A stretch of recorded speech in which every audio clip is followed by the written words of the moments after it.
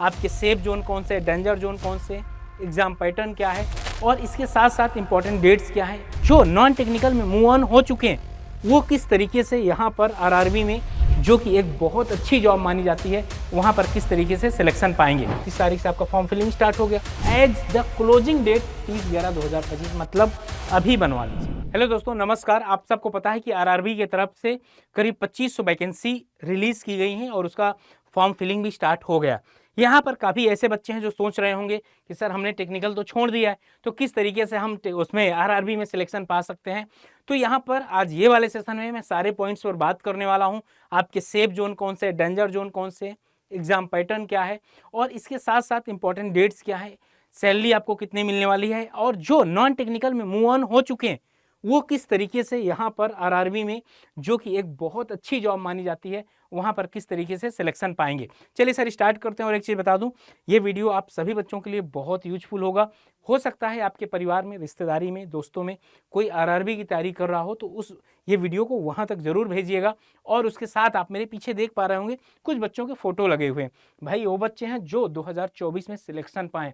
ऐसे कम से कम 1500 बच्चों का रिकॉर्ड हमको मिला है जो कि लास्ट टाइम 2024 में हमारे यहाँ से पढ़कर आरआरबी जेईई 2024 क्वालिफाई किए हैं। तो सर आगे बढ़ते हैं। सबसे पहले अगर बताऊं मैं, तो यहाँ पर आप एक चीज़ अगर ध्यान दें तो आपका जो फॉर्म फिलिंग था कब से स्टार्ट हो गया, 31 तारीख से आपका फॉर्म फिलिंग स्टार्ट हो गया, ठीक ना।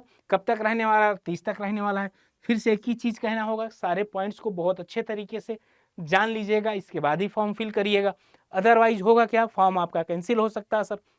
आगे लास्ट डेट फी आपका ये हो गया। करेक्शन की अगर जो विंडो ओपन होगी, करेक्शन की विंडो, मॉडिफिकेशन विंडो 3 से 12 के बीच में रहेगा। आप यहाँ पर करेक्ट कर सकते हैं। लेकिन क्यों करेक्ट करना यार, आपका ये बताओ, एक महीने तो पूरा चला जाएगा यही टेंशन में कि यार क्या सही होगा क्या गलत होगा, सही होगा कि नहीं सही होगा। तो ये पहले आपको मैंने इंपॉर्टेंट डेट बता दिया। फिर इसके बाद सैलरी की बात कर लेते हैं। सैलरी की बात करना इस वजह से बहुत ज़्यादा ज़रूरी है, ये आपके मोटिवेशन प्रोवाइड करेगा। ये जो है आपको मोटिवेशन प्रोवाइड करेगा। और आपको भी पता है, अगर ये जो 8वां वेतन आयोग लग रहा था ना, उसमें करीब करीब यहाँ पर आपकी 95 तक सैलरी चली जाएगी। यहाँ पर आपका कितना है इनिशियल पे लेवल 7th पे कमीशन में, पे लेवल 6 पे 35,400 इनिशियल पे है भाई, बेसिक पे। याद रखिए कौन सा बेसिक पे। वैसे यहाँ 60-65 हज़ार आपका बनेगा टीएडीए जोड़कर। और इसके बाद अगर 8वां वेतन आयोग लग जाता है तो करीब करीब वही 1 लाख के करीब बनेगा, ठीक ना। और एज क्राइटेरिया 18 से 33 साल है। टोटल वैकेंसी 2569 टोटल वैकेंसी है। यहाँ पर कुछ बच्चों का ये भी सवाल आ सकता है कि सर टोटल 8 लाख 9 लाख बच्चे फॉर्म फिल करते हैं, तो भाई आप ये वैकेंसी बहुत कम, तो आप ये क्यों नहीं सोचते भाई, वो आपके जो 8 से 9 लाख बच्चे फॉर्म फिल करते हैं डिवाइड भी तो हो जाते हैं अलग अलग जोन में। अब आप सोच लो कि एक जोन में 40,000 50,000, 50,000 में 300-400 वैकेंसी। सारे एग्जाम में ही होता है सर, सारे एग्जाम में ही होता है। तो ठीक है, मतलब नॉन टेक्निकल जिनका बहुत अच्छे तरीके से तैयार है ना, उनके लिए तो बहुत बढ़िया, उनके लिए तो बहुत अच्छा है सर।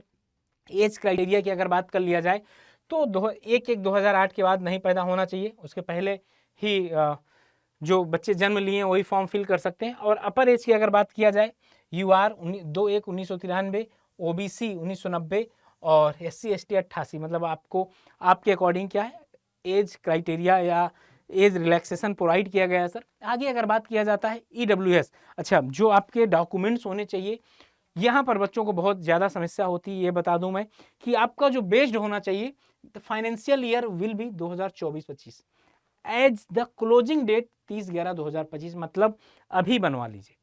अगर अभी का 1 अप्रैल के बाद का बना होना चाहिए। एक्चुअली होता है क्या, जब ये बनाता है ना, जो आय प्रमाण पत्र होता है वो पिछले साल का बनता है, समझ गए ना, वो पिछले साल का बनता है। 2024-25 के आय के बेसिस पे बनेगा 2025 का, ये समझ लीजिएगा, ठीक ना। और ये सारी क्राइटेरिया आपको पता है सर, तो बनवा लीजिएगा, जो जो जनरल वाले बनवा सकते हैं। और यहाँ पर फी कितनी है, 500 रुपये। फी जो 500 रुपये है, यहाँ पर 400 रुपये आपको रिटर्न कर दिया जाएगा जब आप पहला पेपर CBT 1 देंगे, 100 रुपये वो रख लेते हैं। तो भाई क्यों 400 लेना, लेकिन तब भी ठीक है, 500 आपका। एग्जाम पैटर्न, आप लोग जिससे बहुत डरते हैं ना, मैं बता दूं, आप लोग मैथमेटिक्स भी पढ़ते हैं, एकदम सही बात है। मैथ 30 क्वेश्चन आपका आएगा, रीजनिंग आपके 25 आएंगे, जनरल अवेयरनेस आपका 15 आएगा, जनरल साइंस आपका 30 आएगा, टोटल 100 मार्क्स और टाइम मिलने वाला है 90। तो यहाँ से आप काफ़ी ऐसे बच्चे होंगे जिनके काफ़ी कुछ तैयार भी होंगे, ठीक ना। और अगर नहीं तैयार हैं तो तैयार कर लीजिए, अभी समय है आपके पास 2 से ढाई महीना, 2 से ढाई महीने में तैयार हो जाएगा सर। ठीक, ये था CBT 1 का। ये क्या था सर, CBT 1 का था और क्वांट वगैरह सारा कुछ है। और CBT 2 के बारे में अगर बात किया जाए, देखो अब अगर आप लोग को पता है कि सर हम नॉन टेक्निकल पढ़ते हैं सर, कुछ सेशन बता दीजिए क्या है। तो जनरल अवेयरनेस आपका कितना है, 15 क्वेश्चन है और फिजिक्स केमिस्ट्री आपका 15 है। बेसिक ऑफ कंप्यूटर की अगर बात किया जाए, कंप्यूटर भी आप लोग पढ़ते हैं 15। तो आपको इन तीनों में तो 15 दूना 30 10 40 और इन्वायरमेंट तो पढ़ाया जाएगा। 40 नंबर में तो कोई संदेह नहीं है। बाकी बचा हुआ 110 नंबर में यहाँ पर आपको पढ़ना है। तो आप किस तरीके से मैनेज करिए, नॉन टेक्निकल में देखिए आपका कौन सा पोर्शन स्ट्रांग है वो तैयार कर लीजिए, और जो पोर्शन रह जाता है कि यार ये वीक है थोड़ा सा, उसको स्ट्रांग करिए और टेक्निकल अभी से पढ़ना स्टार्ट कर दीजिए सर। अभी से अगर 2-2 घंटे भी टेक्निकल पढ़ोगे ना, सिलेक्शन हो जाएगा भाई। समझ लो लास्ट टाइम भी करीब 30 to 40% ऐसे बच्चे हैं जो बीटेक या डिप्लोमा करने के बाद मूव कर चुके थे दूसरे तरफ, लेकिन आज ये कंडीशन है कि वो लोग फिर से आरआरबी की तैयारी कर रहे हैं।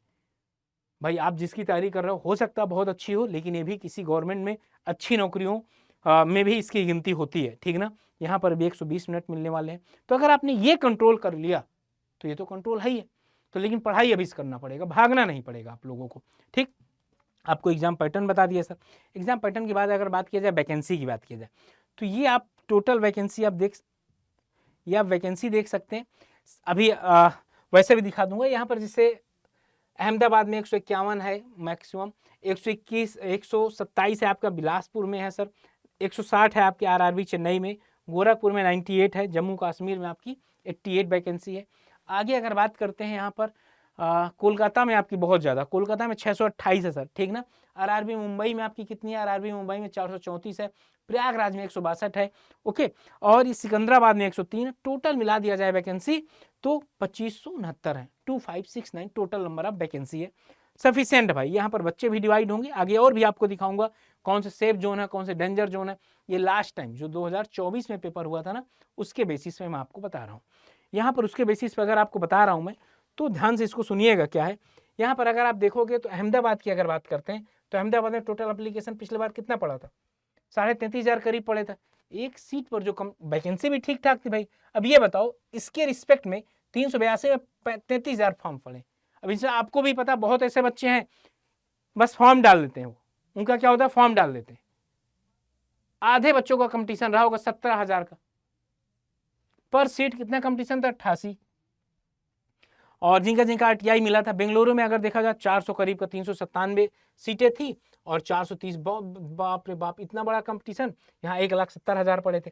और एक चीज देखना, यहाँ तो 50,000 ही फॉर्म पड़े थे, 472 सीटें थी।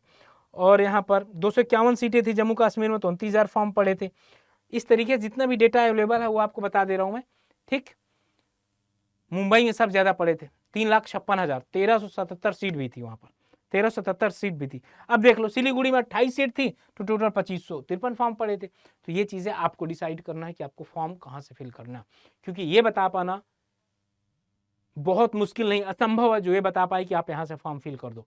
क्या पता वहां की कट ऑफ कम चली जाए, ज्यादा चली जाए, अप्लीकेंट ज्यादा वहां पर आ जाए, कुछ भी नहीं कहा जा सकता।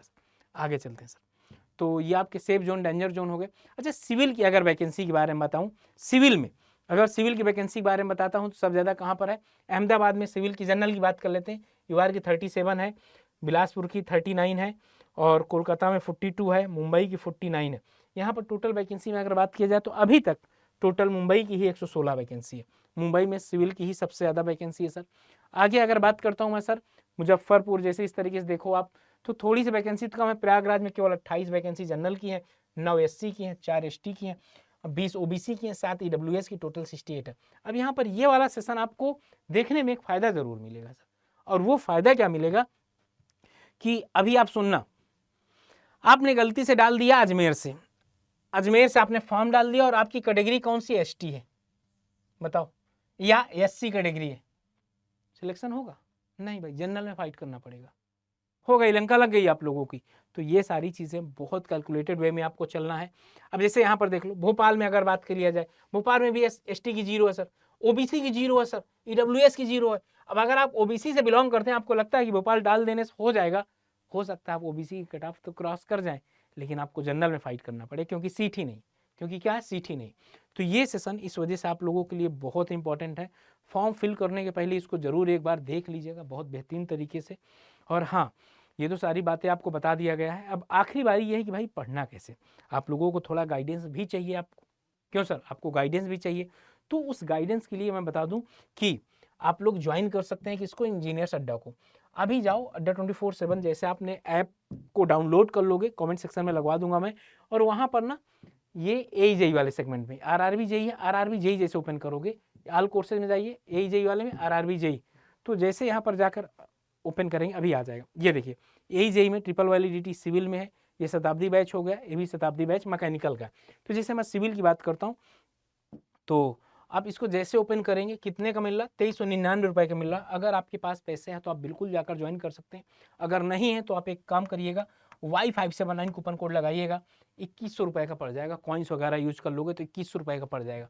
चलिए सर, इस बैच का ना मैं आपको वो बता देता हूँ, इस बैच का RRB JEE बैच का मैं आपको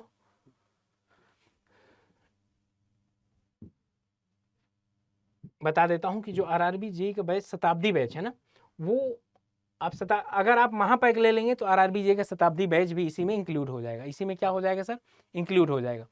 ओके, तो आप जाकर ज्वाइन कर सकते हैं।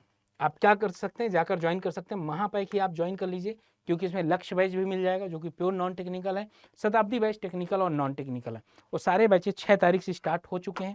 सारे बैचेज क्या है सर, 6 तारीख से स्टार्ट हो चुके हैं। बस आपको ज्वाइन करना है और पढ़ाई अच्छे तरीके से करना है, आपके माँ बाप का जो सपना है वो पूरा करना है गवर्नमेंट जॉब लेकर। और ये एक बेहतरीन मौका है आप लोगों के लिए, एक प्लस अपॉर्चुनिटी बोल सकता हूं मैं आप सभी बच्चों के लिए। सेशन कैसा लगा जरूर कमेंट सेक्शन में बताइएगा। चैनल के अंदर अगर नए हैं तो चैनल को सब्सक्राइब करना मत भूलिएगा। और मिलते हैं फिर आपसे। और डेली यूट्यूब के अंदर मेरी शाम के 6 बजे क्लास होती है। बाकी अगर सुबह 8 बजे से आप देखेंगे ना, सुबह current affair, GS, reasoning, math, इस तरीके से सारी क्लासेज आपकी लाइन अप होती हैं यूट्यूब के अंदर। और अगर सिस्टमेटिक तरीके से पढ़ना है तो पेड में आपको आना पड़ेगा। इसी के साथ मैं अलविदा चाहता हूँ, और कोई अगर डाउट है तो कमेंट सेक्शन में जरूर बताइएगा। Okay, bye bye, love you, thank you and जय हिंद प्यारे साथियों।